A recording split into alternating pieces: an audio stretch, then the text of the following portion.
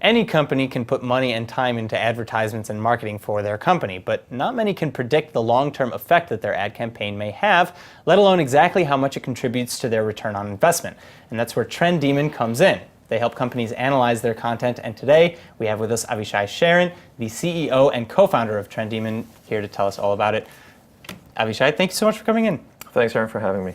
Tell us about Trendemon. Tell us, what kind of analytics we're talking about and how that translates to your consumers. Sure. So my personal background was heading a marketing agency for many years, and one of my biggest struggles was how do I prove our value and our effort to our customers, and how do you connect the impact of what we call content marketing to business goals, to sales. Okay. And when we couldn't find an easy way to show that correlation, 3.5 years ago we went ahead and founded Trendemon to help companies do just that, connect their marketing efforts, which today rely mostly on content, right? You want your audience to consume valuable content as opposed to just advertising.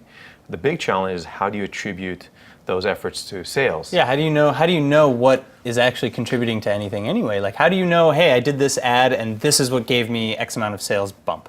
So there's a prior problem. How do you actually map the customer journey? How do you actually track those different touch points into one picture? So this is the first thing we do. We look at all the different touch points that a customer has had over his life cycle, and we ask the question not just where did they come from, but how deep was their engagement? Did they actually watch the video? Did they actually read the article? And then you can start reverse engineering those successful journeys and say what's common about all of these successful journeys. Sure. And what we found, and this is the interesting thing, we're working with over 90 companies today worldwide, the vast majority of content that companies produce, over 90%, is ineffective at driving business goals. So most of the content, which is very expensive, massive waste of there's a huge money, waste, yeah. and as you guys know, it's very expensive to create quality content. Sure. It takes a lot of effort.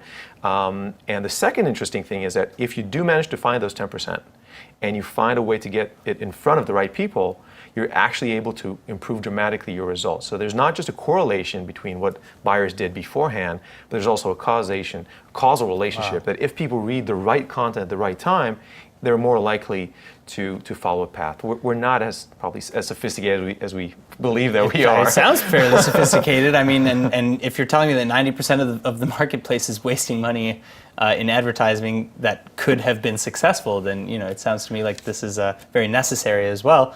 Final question: what are kind of the markets that you're targeting here? So we're a SaaS company, a cloud-based solution. Okay. So we're working a lot in the U.S. One of our biggest markets, growing markets, is Japan. Okay. They're investing a lot in content and a lot in technology.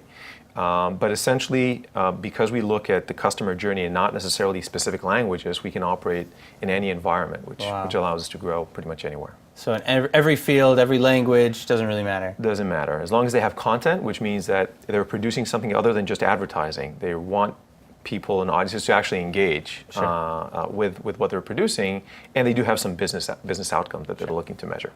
All right, well, Avishai Sharon, thank you so much for coming in. Trendemon, check it out, and thank you so much for being here. Thank you.